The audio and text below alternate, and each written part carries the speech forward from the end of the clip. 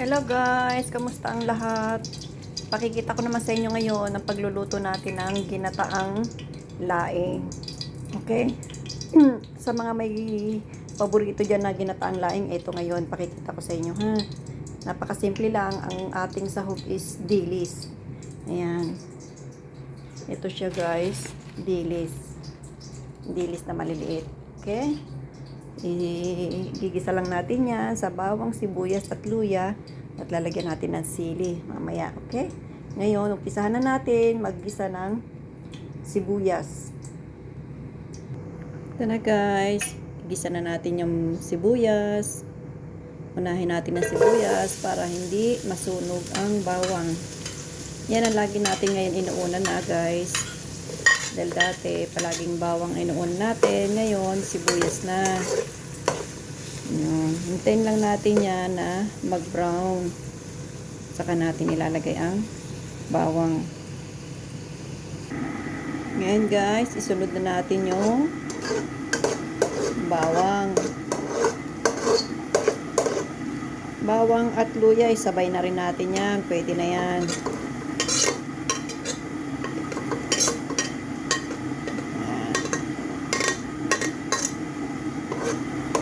Haluin natin para sabay-sabay na silang mag-isa. Habang nagigisa tayo ng bawang, sibuyas at luya, pinakukuluan na rin natin yung ating laing. Kasi masarap guys, mas malambot yung gulay na laing kaysa sa makunat siya pag kinain mo, kasi parang hindi siya gaanong luto kapag hindi mo muna siya pinakuluan. Yung tubig lang muna siya para lang lumambot. Kasi mas masarap sa laing, ginataang laing, is malambot yung pinaka gulay ng laing. Okay? Kaya yan, pinakukuluan na muna natin siya. Yan. Lalagyan din natin siya ngayon guys ng siling malaki at saka maliit para medyo maanghang. Yung iba naman ayaw na maanghang, kahit di nyo nalagyan o kaya isa lang ang sili. Ito naman hindi naman to kasi maanghang pang malaki na ito. Kaya dalawa yung nalagay natin. Masarap din kasi minsan yan, kaya mabango ba. Ang sili is mabango din yan sa mga lutuin. Yan.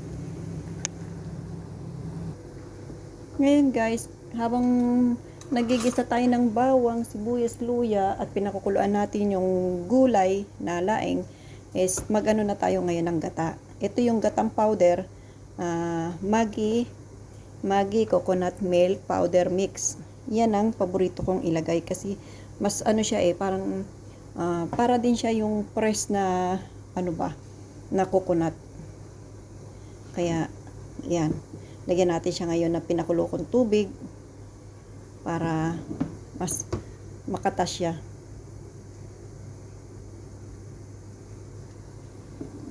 Mas maganda siya kasi kung pinakuluan mo yung tubig at ilalagay mo ngayon dito sa gata.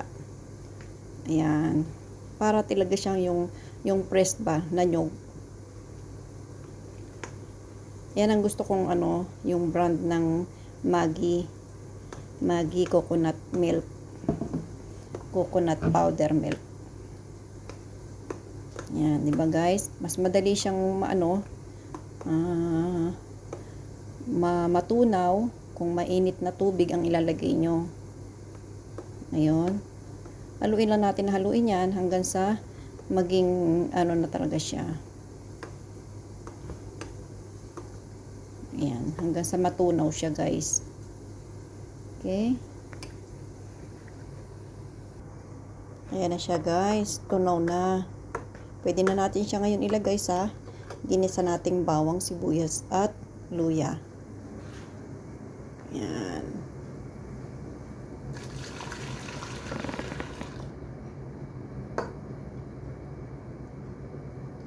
Mainit siya guys, mainit.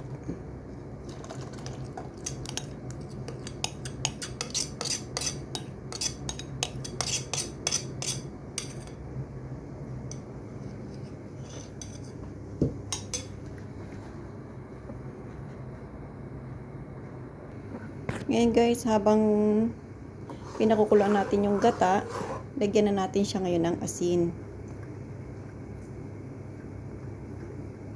Wala na tayong asin. Mayroon pa. Kasya pa. Ay, hindi nga pala masyadong lalagyan ng asin kasi may dilis nga pala tayo. Munti ko na makalimutan. Tapos, konting paminta. Yan.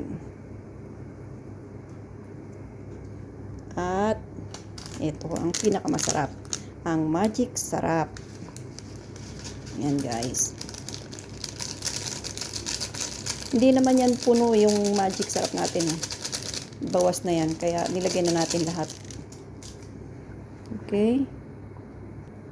Ngayon guys, ilagay na natin tong dry dilis sa pinakukuluan nating gata para lumambot na rin siya.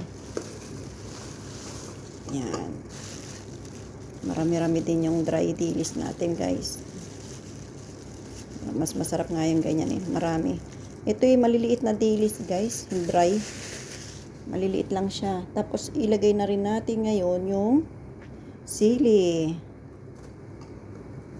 Yan.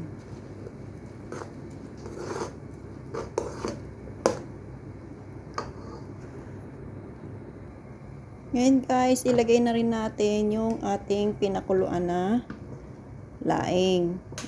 Yung gulay na laing. Okay. Tayo lang. I-ayos natin.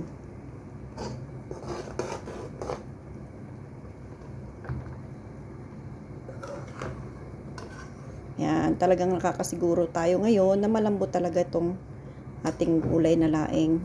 Ayoko kasi guys yung nabibili sa labas na yung gulay na laing.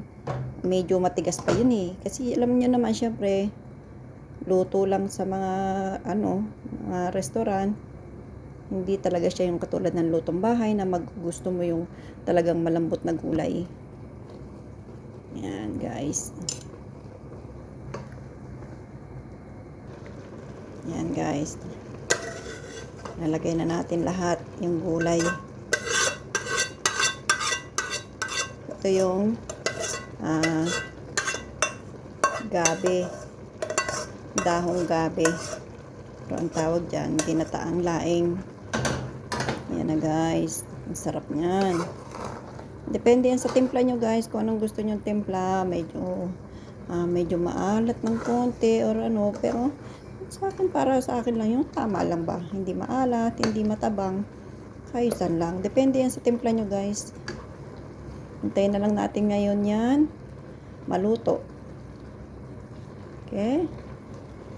Thank you sa inyong lahat. Thank you sa mga nanonood nito. Kaya may natutunan kayo sa aking mga niluluto. Tuwing magluluto ako, ibibideo ko para makikita nyo kung gaano kasimple lang ang aking mga niluluto. Thank you guys. Thank you for watching. Pero hindi pa tayo tapos. Nagpasalamat lang ako sa inyo. Thank you, thank you. Ayan na guys. Luto na ang ating ginataang laing with dry dilis. Thank you guys. Thank you for watching. Thank you, thank you. Bye-bye.